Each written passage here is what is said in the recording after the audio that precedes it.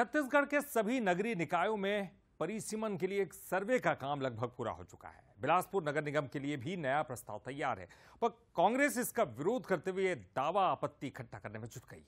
कांग्रेस का यह आरोप है कि निकाय चुनाव में फायदा उठाने के लिए बीजेपी परिसीमन करवा रही है। छत्तीसगढ़ में बीजेपी सरकार बनने के बाद सभी नगरीय निकायों में परिसीमन का काम लगभग पूरा हो चुका है। बिलासपुर में भी वार्डों के नए नक्शे का प्रस्ताव लगभग तैयार है, पर निकाय चुनाव से पहले इसे लेकर राजनीति गरमाने लगी है। कांग्रेस का आरोप है कि निकाय चुनाव में फायदा उठाने के लिए बीजेपी परिसीमन करवा रही है। ये संवैधानिक तौर पर गलत है।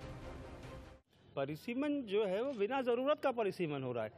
2019 में पूर्ववर्ती सरकार, हमारी सरकार ने करवाया था परिसीमन, वो ज़रूरत थी। क्यों? क्योंकि उस वक्त नगर निगम की सीमा को बढ़ाया गया था, उसमें 18 निकायों को जोड़ा गया था।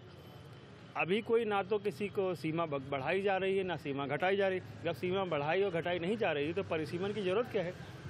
जनता को परेशानी होगी। जनता को दुनिया भर की एड्रेस प्रूफ के लिए, उनके पासपोर्ट के लिए, उनके आधार कार्ड के लिए, उनके पेंशन योजना के लिए, उनके राशन कार्ड के लिए उनको भटकना पड़ेगा, उनके पते चेंज कराने पड़ेंगे। परिसीमन पर क्यों गरमाई राजनीति? साल 2019 में कांग्रेस काल में हुआ वार्डों का परिसीमन। 1 नगर पालिका, 2 नगर पंचायत और 19 ग्राम पंचायत हुए शामिल। 2024 में परिसीमन में कोई भी नए वार्ड नहीं हो रहे शामिल। इसे आधार बनाकर कांग्रेस परिसीमन का कर रही विरोध। सीएम विशुदेव साय ने जनसंख्या असमानता दूर करने के दिए हैं निर्देश।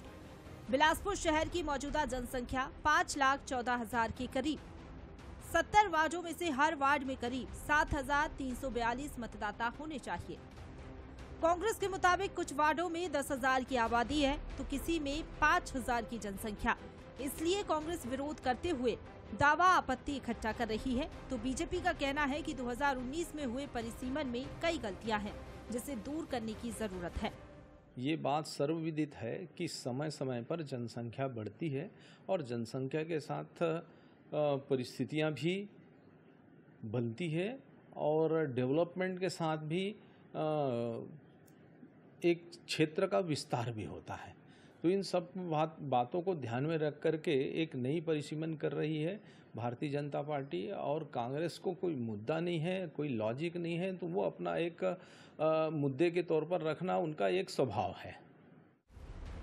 बहरहाल निगम परिसीमन के विरोध के बीच परिसीमन के लिए खाका तैयार हो गया है। जनता अभी भी संशय में है कि नया परिसीमन लागू होगा या नहीं। अब देखना होगा कि परिसीमन को लेकर आखिरी फैसला क्या होता है। अमन पांडे, बंसी न्यूज, बिलासपुर।